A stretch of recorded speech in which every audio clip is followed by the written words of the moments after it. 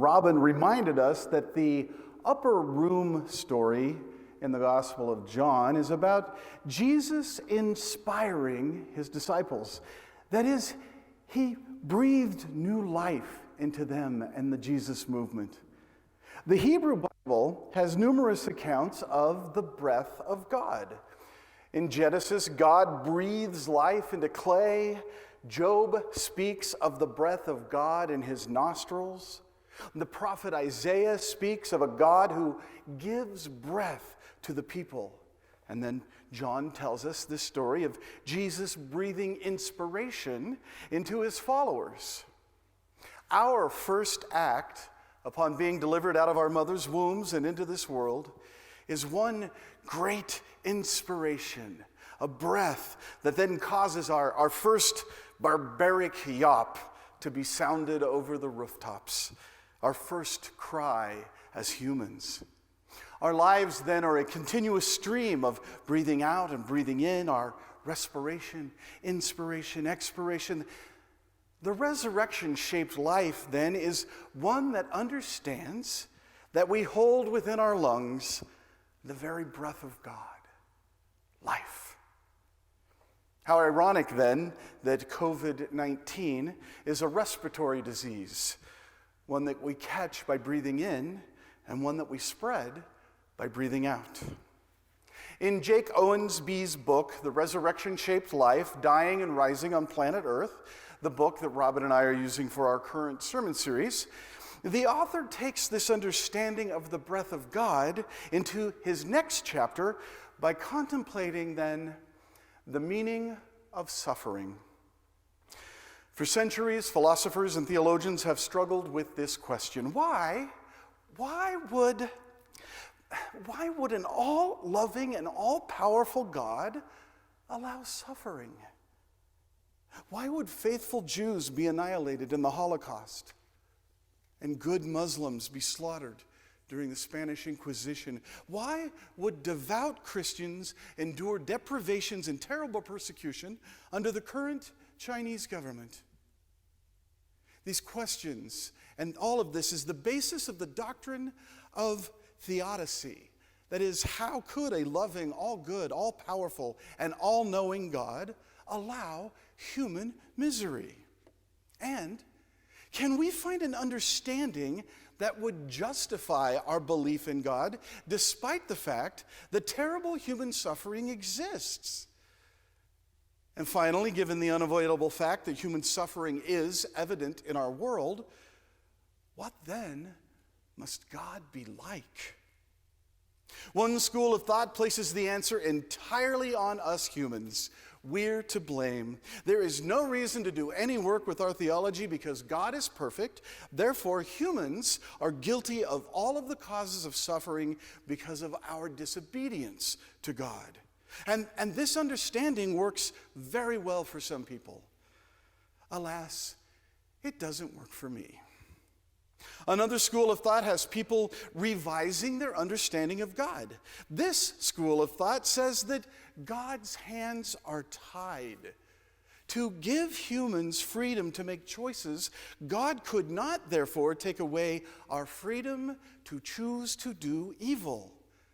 And in this theology, God is not all-powerful. In fact, since we humans are free, God can't see with any certainty what our next course of action might be. In fact, our chaotic nature makes this impossible and, in my opinion, undesirable. But for this school of thought, God then cannot be all-knowing either.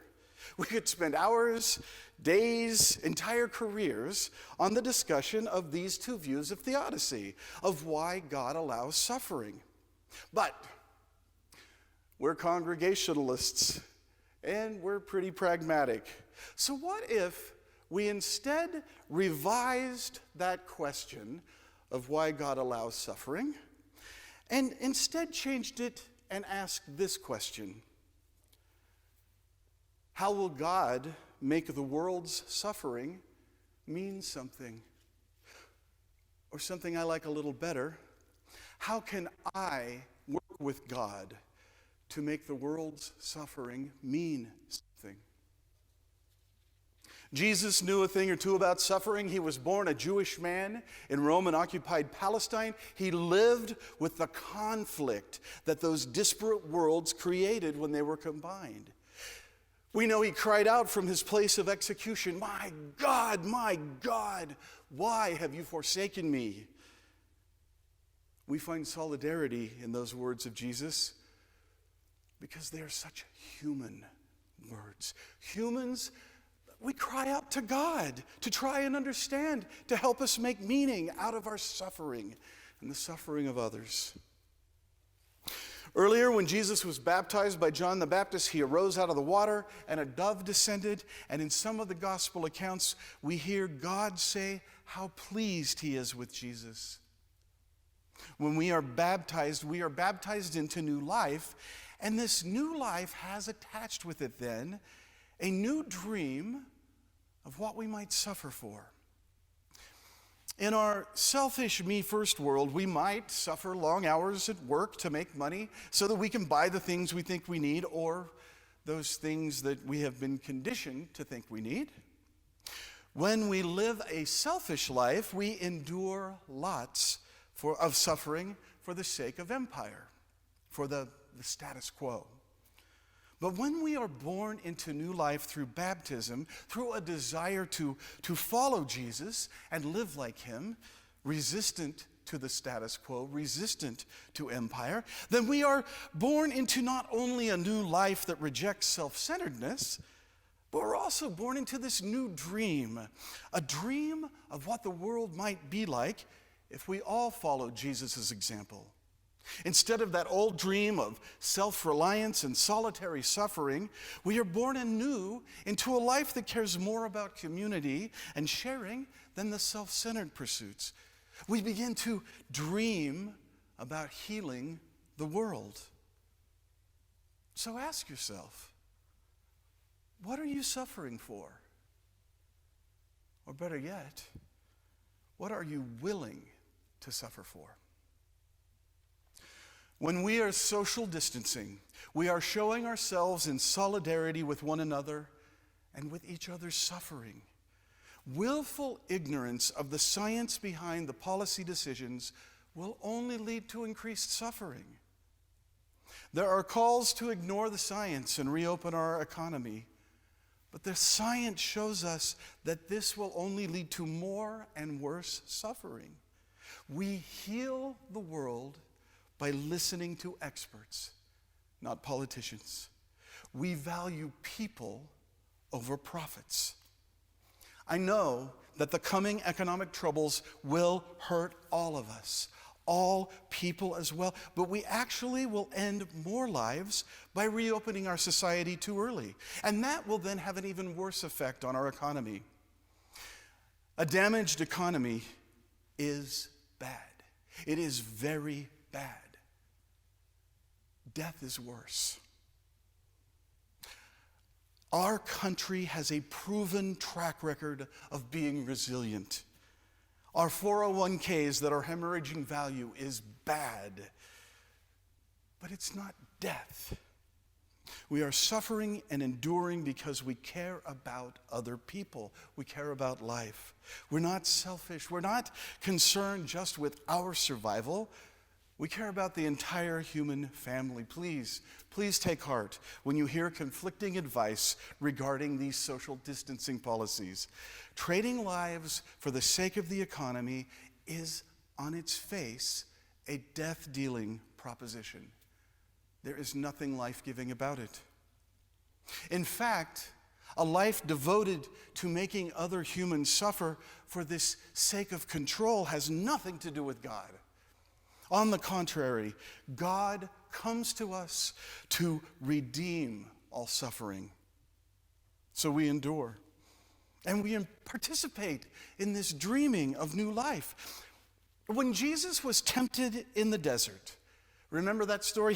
He was shown what his life would be like if he chose to be self-centered, me first. This idea that the world can pull itself up by its own bootstraps.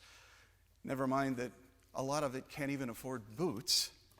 In this case, the adversary, Satan, showed Jesus a dream of what Jesus' life could be like, everything that Jesus could have if he simply admitted that the status quo was correct and our lives are only for taking care of ourselves.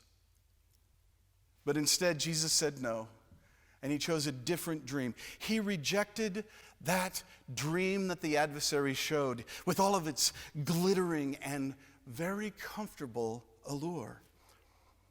And instead, Jesus adopted a different dream, the Holy One's dream for all of humanity.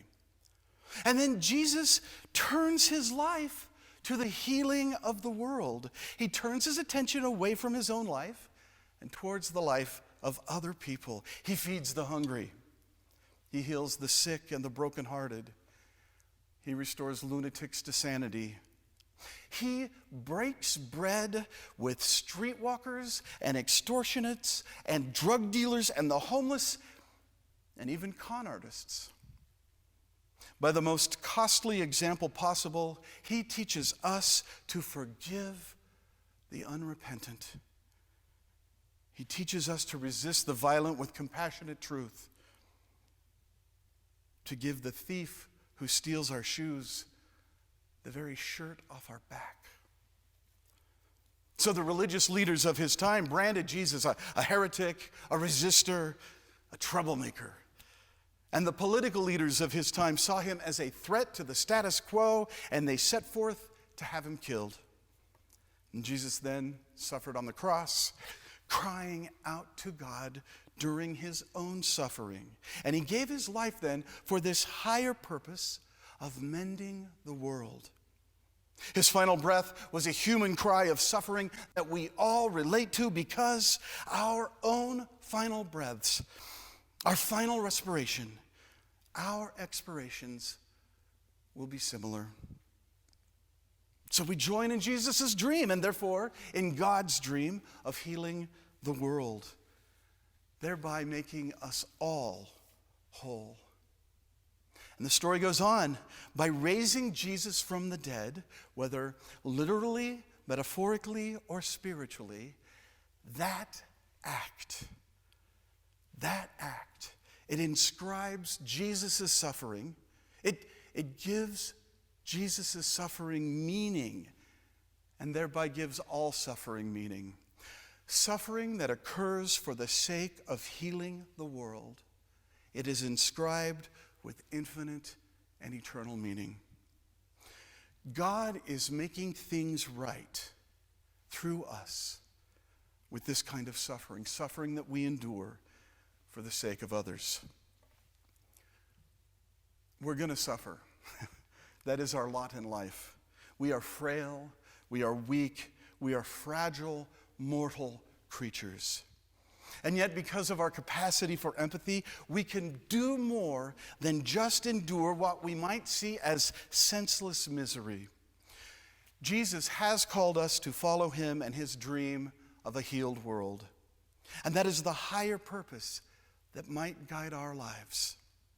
We might suffer for the sake of the world, to heal others, to mend a broken world, to take up the cross and follow him. This is what it means to be a Christian. So this week, when a family member or a friend starts a conversation about the need to hurry up and reopen our economy, remind them and yourself that we are enduring this time. We are enduring all of this because we care more about others than just ourselves. We care about healing the world more than our own selfish desires. The resurrection-shaped life knows this and then helps bring forth new life after suffering. You are honoring the memory of Jesus of Nazareth when you do this. Let's dream this dream together with God. And then let's make it so. Amen.